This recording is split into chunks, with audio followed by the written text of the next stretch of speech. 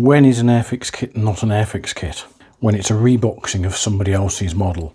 These date back from the 80s as Airfix models, but if I'm reading the Scalemate database properly, they were originally made by Guns Sangyo, which I'm probably pronouncing wrong. And this one lives on as an Aoshima kit at the moment, so long and varied history on this one. This one less so. I think that it only was boxed like in 3 or 4 different variations. I won them on eBay, and I think it's time to have a quick look inside and see what Airfix was putting in boxes in the 1980s. So let's start with the Mustang.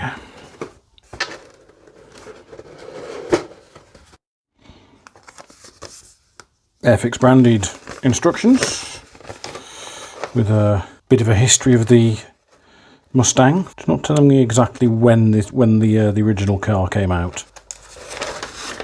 Fairly simple in construction. It's as it says on the box, it's the non-motorized version. So there was a version somewhere along the line that you put a motor in, which is what that space there would be for, and why this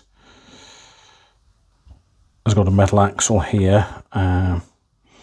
Looks like the front wheels may be steerable. Yep. So yeah, very simple and straightforward instructions. The transfer sheet does not seem to have held up well to the years, unless all the fading is on the cover sheet. No, it's definitely not the healthiest of well, the fact that I have to peel the cover sheet off pretty much. I think it's got damp at some point. So I will have to supply my own paint and or decoration. Moulded in 2 colours, it says, and you've got the body in yellow. I like it. It's very 70s, 80s silhouette racer style. Fits in with this whole Kaido racer tip I'm on with some of my models. So that may be the direction it goes in when I build it. And the other colour is black, and everything else is black. So let's, and rather awesomely for an eBay buy, still in the bag, not opened.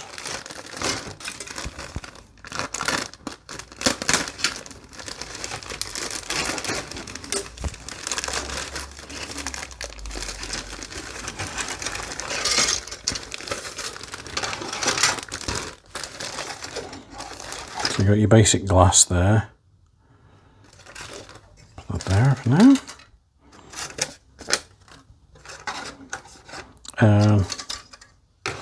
It's as it was previously. There was a version that came with a motor. It's very curbside.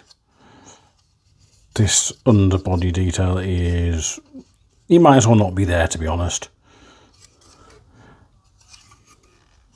And you've got moulded into the interior,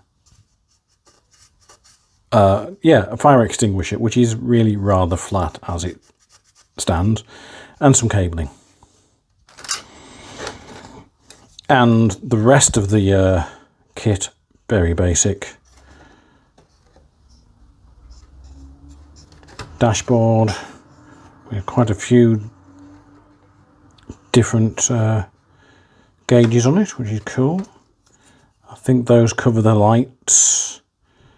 There's another, that's transmission tunnel, roll bar, gear shift, yeah, side pipes I think, and some rather flat looking wheels which also will need replacing. The race seat looks okay. Well, from the front it looks okay, from the back it's not so special. And there's the front grille. So, very, very basic. Suffering from a bit of flash. So this one merits not super detailing, but definitely some fun customizing going on. Tyres, I'm not going to get them out of the bag there. Yep, still quite flexible. Rubber, vinyl, whatever the material. So they're still quite good. Shame that the wheels that they go on is so poor. Have to have a look into doing something about that.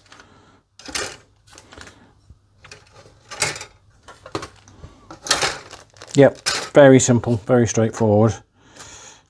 Not going to be in that colour scheme because those transfers are shafted.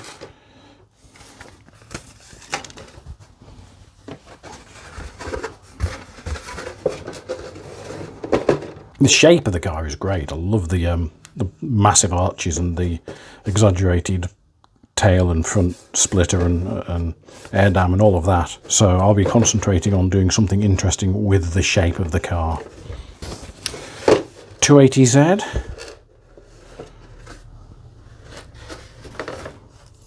Again, yeah, the transfers are slightly better in here, but no, they're still probably not going to be used. So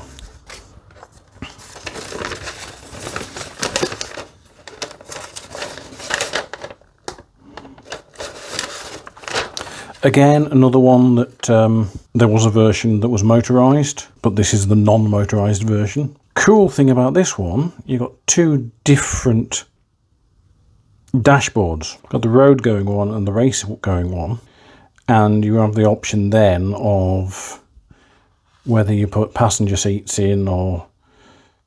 So there's also a drive shaft cover that's alternate for road or race. So you can have a road car or you can have a race car. I like that. I may go for a souped up road car. Given the arches and the ducktail, I probably will again go off on my Kaido tip. And yeah, I think with those arches and that tail and this front, definitely going to go off on the Kaido tip and do something a little bit exaggerated with this. I love the shape of the 240 through to 280 Datsuns. If I'm ever rich enough, I really want one. A real one, not this one, obviously. Well, I want this one. I like this one. I'm waffling now, aren't I? Squishy tyres again. They seem slightly firmer than the other ones, but still a bit more slick-like than the ones in the Mustang. And another that's still in its original bag.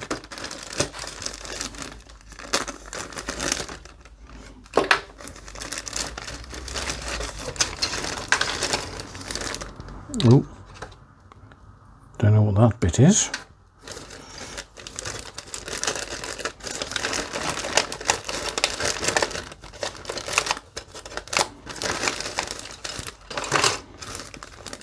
But there's another one exactly the same. So, yeah, another curbside with minimal detail on there. There's the battery box.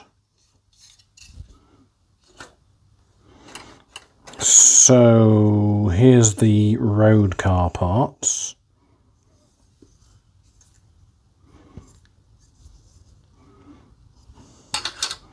And here's everything else, which there's the race car dash, race wheel, race buckets, the fairings to go over the lights. Slightly better wheels on this one. Might even go so far as to keep those ones with a little bit of tidying. Again, very, very simple, very basic. The joy of this one's going to be in decorating it.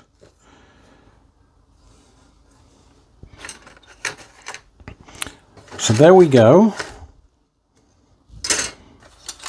Further additions to the to be built pile, and a glimpse into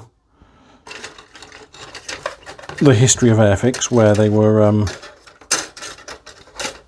getting other companies' models packaged and sold in this country. They also did an awful lot of MPC and AMT, which I thought these would be when I first bought them, but nope. Guns Sangyo. Don't know why they never did any of the Guns Sangyo British Roadster and sports cars. They would have been cool. Anyway, back into the to-be-built pile. And back to building stuff on the workbench.